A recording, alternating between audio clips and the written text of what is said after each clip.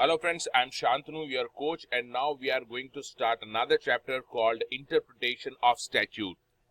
First, let's see the meaning of the term statute.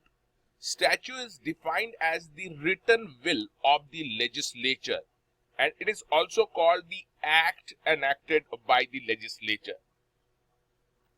Now let's see the meaning of the term interpretation. According to the Salmon, interpretation is the process by which the court try to find out the meaning of the legislature. इसका मतलब law में जो कुछ भी लिखा है उसको interpret करना चाहता है जज, that is the court. Court try to find out the real intention of the lawmakers. So, while interpreting a statute, a judge must not alter the material of which it is woven, but he should iron out the creases. ये भी आपको exam में coat करना है ये wordings. यहाँ पे इनका कहने का मतलब है कि इसका जो मेन इंटेंशन था उससे अलग हट के जज को कोई इंटरप्रेट नहीं करना है, but what ever is the ambiguity, उस एक्ट में जो भी एम्बिग्यूटी है उसको वो सप्रेस करके जो उसका रियल इंटेंशन है उसको वो अचीव करना है जज को. That is what we call interpretation of statute. Now let's talk about the presumption in the interpretation of a statute. So presumptions are used only when the intention of the legislature is not clear. So basic presumption which can be used are following. First, whatever words which have been used in the act, it should be studied in the literal sense. इसका मतलब जो word है उसका जो normal ordinary meaning होता है, precise meaning होता है, उसी के हिसाब से उसका मतलब निकाला जाना चाहिए, अनलेस अदरवाइज उसको अलग तरीके से डिफाइन किया हो एक्ट में. तो normal the first presumption is that whatever words are used, you should have to take the literal meaning of those words. Second, the liability can be attached only when there is a mens rea, that is a guilty mind. तो किसी भी person को liability आप उसके ऊपर तभी cast कर सकते हैं जब उसका जो गिल्टी माइंड हो उसमें, यानी इसका मतलब वो उसमें मेंस रिया का एलिमेंट अगर प्रेजेंट है तभी आप उसको लायबल कर सकते हैं. थर्ड प्रिजम्पशन, द स्टेट और government institution are deem to be exempted. तो जो भी हम लॉ पढ़ रहे हैं, कोई भी लॉ पढ़ते हैं तो उसमें जो लायबिलिटी आती है तो हम मान के चलते हैं इन इंटरप्रिटेशन की स्टेट और गवर्नमेंट इंस्टीट्यूशन के को लायबिलिटी अटैच नहीं होगी unless expressly these are covered by the act. Then no mistakes have been committed by legislature in drafting the statute. तो जो भी लॉ में लिखा है आपको ये मान के चलना है कि जो कुछ भी लिखा है वो सब सही लिखा है. आप अपनी तरफ से उसमें कुछ ऐड या डिलीट नहीं कर सकते. And you have to try to ascertain the meaning of whatever is written. So everything is correct. There is no mistake in law. This you have to assume. And another is that the statute has been made with a view to exercise the power given through its equitably and fairly. तो इस act में जो भी power दी गई है उसको equitably and Fairlie use करना है, ये हम मान के चलते हैं, ये एक अज्यूम करके चलते हैं. This question can be asked in the exam, so you have to remember these 5 key points. Now let's see the general principles और rules of interpretation. First, rule of literal construction और interpretation. ये rule ये कहता है कि whatever words, phrases or sentences of the statute are used, it should be understood in the natural, ordinary, popular and grammatical meaning. तो वो जो भी उसमें लिखा है उसका जो मीनिंग है वो उसके natural, ordinary, popular, grammatical meaning में ही उसको समझना चाहिए. whatever words, phrase or sentence has been used.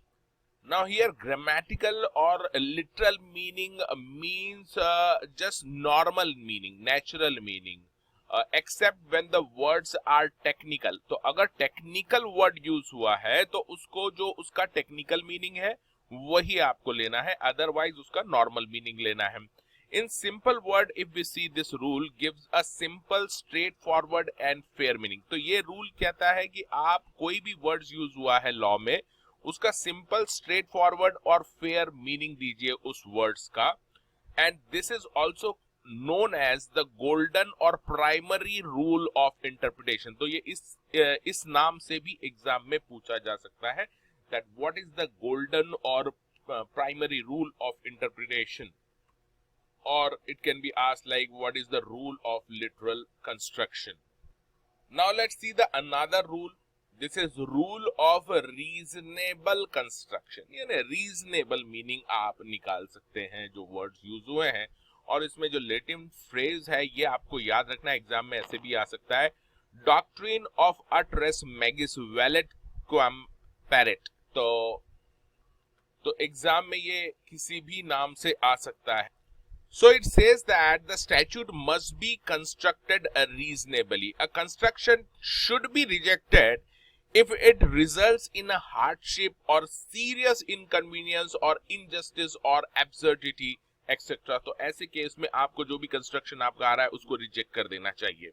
In simple word, this rule means that if any word in the law can be given more than one meaning, यानी double meaning अगर आते हैं, then the court will try to give a reasonable meaning relevant to the circumstances.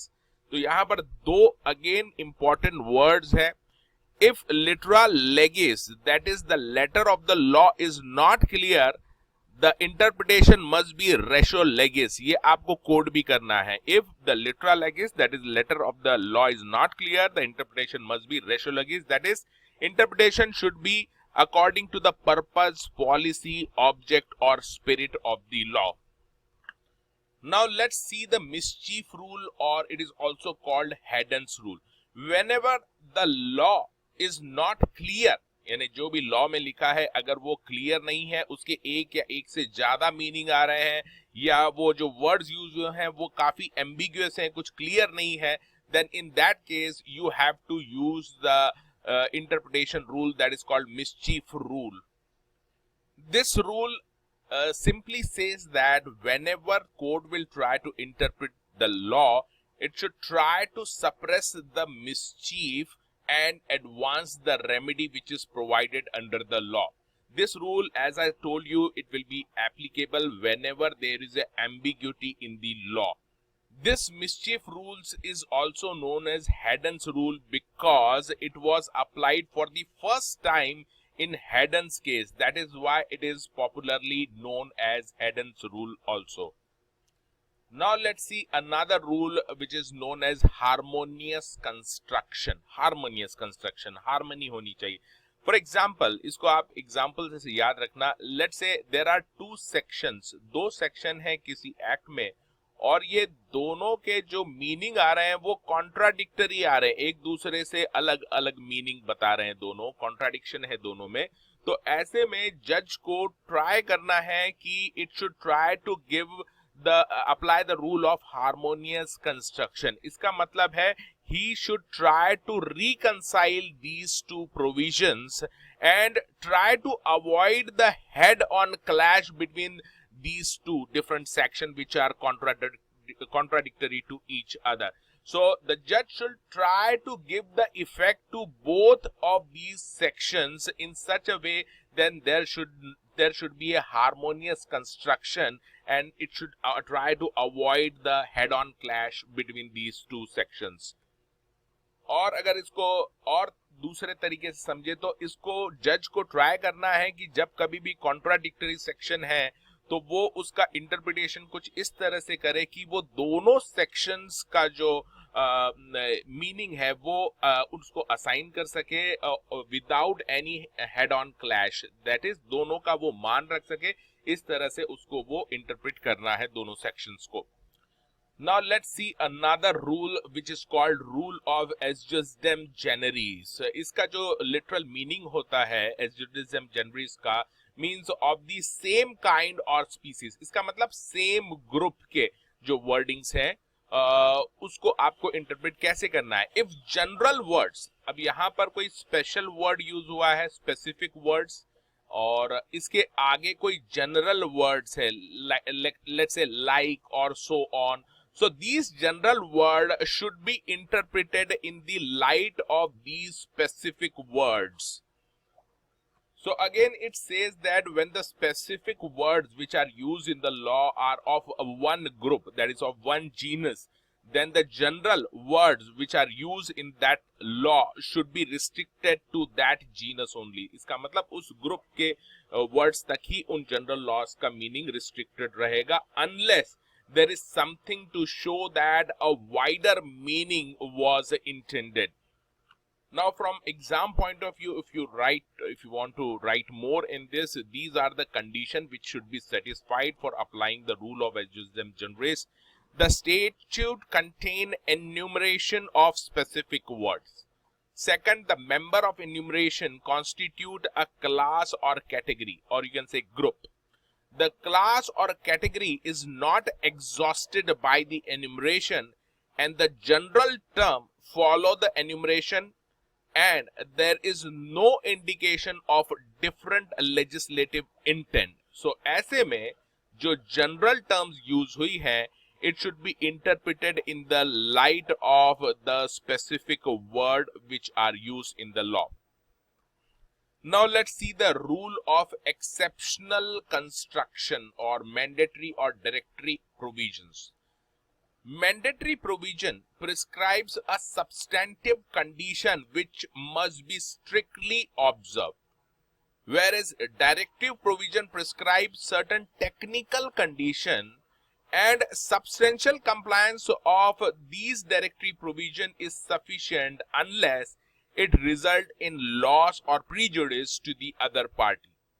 Again, you have to remember that mandatory provision ko you have to follow strictly in the letter as well as in the spirit. So if you don't observe the mandatory provision, the consequence of this will be it will invalidate the act whatever you have done. On the other hand, in case of a directive provisions which is full of technical condition, it is not necessary to follow all the condition in a strict sense. So even the procedure is not followed fully, it is not viewed as seriously. So non-observance of directive provision does not invalidate the act done. Now let's see some other principles or rules of interpretation which can be asked in the exams. Now first let's see the term expressio unis est exclusio alterius. It means the expression of or express mention of one thing implies the exclusion of other. इसको simply अगर आपको याद रखना है कि अगर मान लीजिए ये कहा है कि अभी दिन है, तो अगर अभी दिन है तो इसका सीधा सीधा मतलब है कि अभी रात नहीं है. यानी अगर आपने कोई एक चीज को एक्सप्रेसली मेंशन कर दिया है तो इसका मतलब जो बाकी की चीज है उसको यहाँ पर एक्सक्लूड कर दिया गया है. इसका अगर आपको और एग्जाम्पल देखना है तो इसका let's say one example where law contain the wordings like weekdays and public holidays. अगर ये टर्म यूज हुई है इसका मतलब आपको वीकडेज और पब्लिक हॉलीडेज को ही कंसीडर करना है, और जो ऑर्डिनरी हॉलीडे आ जाएंगे बीच में दैट शैल बी एक्सक्लूडेड. तो टर्म्स के अगर दो जनरल मीनिंग है तो जो ज्यादा जनरल है विच इज मोर जनरल वो आपको सिलेक्ट करना है उस वर्ड्स के लिए, उसका मतलब आपको वो निकालना है which is more general. But जब भी आप ये मैक्सिम अप्लाई करते हैं तो you have to remember this maxim will not be applied when there which leads to inconsistency or injustice. Now let's see another maxim that is called contemporanea expositio est optima et fortissimia in lege. इस maxim का जो simple meaning है वो ये है कि language of the statute must be understood in the sense in which it was understood when it was made. तो अभी अगर आप देखेंगे बहुत सारे पुराने लॉज हैं और वो जो लॉ बने थे वो बहुत सालों पहले बने थे, और उसमें जो वर्ड्स यूज किए गए हैं आपको उस समय में जब ये लॉ बना था इन वर्ड्स का जो मीनिंग था वही मीनिंग आपको यहां पर लेना है, न कि अभी जो चल रहा है वो meaning. Now let's see another maxim that is called nocitur so ceases. It simply means that the word is known by its associate. यानी आपकी जो संगत है, आपकी संगत के हिसाब से आपका मीनिंग निकाला जाएगा। यानी जो वर्ड्स हैं उसके आजू बाजू यानी आसपास जो भी वर्ड्स यूज हुए हैं उसको ध्यान में रखते हुए उस वर्ड का मतलब निकाला जाना चाहिए। That is why it maxim says that the word is to be judged by the company it keeps. The Supreme Court has used this maxim for the interpretation of the expression. The expression used in the law was power, privilege, immunities of a house of the state legislature.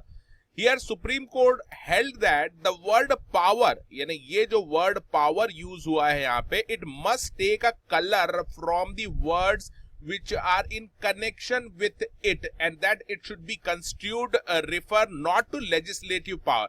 इसका ये power जो word use हुआ है यहाँ, इसका मतलब legislative power नहीं है, but it simply means power of the house. यहाँ पे जो साथ में वर्ड यूज हुआ है house of the state legislature, so it means simply means the power of the house which are necessary for the conduct of its business. This was held in the case state of Karnataka versus union of India. Now let's see another rule which is called strict and liberal construction. इसमें आपको याद रखना है कि जब कभी भी words जो यूज हुए हैं उसका अगर आप स्ट्रिक्ट मीनिंग निकालते हैं और उससे कोई पर्पस सॉल्व नहीं होता है, let's say like a dead end आ जाता है, तो ऐसे केस में आपको उसका लिबरल कंस्ट्रक्शन करना है। यानी उस वर्ड का आपको एक्सटेंडेड मीनिंग खोजना है और वो अप्लाई करना है to give some meaning to the word. So it simply says that whenever the usual meaning of the word falls short of the object of the legislature, a more extended meaning may be attributed to them. It has been held in many cases that it is the duty of judge to make such construction as shall suppress the mischief and advance the remedy. So if strict sense अगर उसका लिया words का तो कोई purpose achieve नहीं हो पा रहा है उस meaning से, then the judge should give the extended meaning to those words to achieve the object of the act. Now let's see the aids of interpretation. There are two kinds of aids of interpretation. First is internal aids of interpretation and second is external aids of interpretation. First, let's see the internal aids of interpretation. In that, first is the title of the act. For example, Payment of Bonus Act. अब यहाँ पर जो title है act का वो बात कर रहा है पेमेंट ऑफ बोनस की। तो जब कभी भी यहाँ पे एक्ट में हम जो इंटरप्रिटेशन करेंगे उसके प्रोविजन, वो सारे प्रोविजन जो इंटरप्रेट होंगे वो in the light of its title. यानी यहाँ पर बोनस की बात कर रहे हैं तो ये जो टाइटल है उसको ध्यान में रख के उसके प्रोविजंस को इंटरप्रेट किया जाएगा। Second internal aid is a preamble. इसको आप प्रस्तावना भी बोलते हैं। It throws a useful light as to what the statute intend to achieve. तो जब कभी भी आप किसी लॉ को इंटरप्रेट करते हैं and if you are not able to find out the exact meaning of the wordings, then to clear those ambiguity, then you can always refer the preamble of that act. Another is internal aid is headings. Headings रहते हैं जो prefix होते हैं sections में या chapter के पहले या part of the statute, can be used to construct the provision of the act.